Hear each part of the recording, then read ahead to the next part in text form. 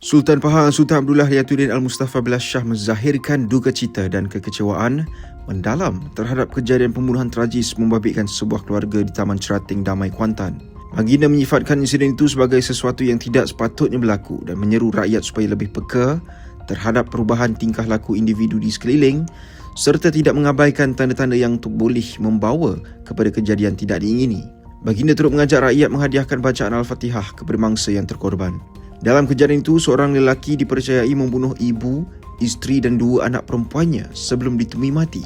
Ketua Polis Pahang, Datuk Seri Yahya Osman mengesahkan 4 mayat ditemui dalam sebuah bilik, manakala seorang wanita ditemui di dapur dalam keadaan berlumuran darah. Siasatan lanjut masih dijalankan bagi mengenal pasti motif kejadian. Tahukah anda berapa kali jantung kita berdenyut dalam sehari? Hampir 100,000 kali. Dan masa tidur, kadar denyutan jantung adalah rendah. Jantung kita berfungsi seperti enjin. Ia sampaikan darah beroksigen ke seluruh badan berterusan dan mengeluarkan karbon dioksida. Bila darah tak berapa lancar ke jantung, akan menyebabkan pelbagai masalah kesihatan seperti darah tinggi, penyakit berkaitan dengan jantung dan lagi. Tesli Dancen membantu melancarkan pengaliran darah. Ia mengurangkan bebanan jantung. Tesli, teman kesihatan anda.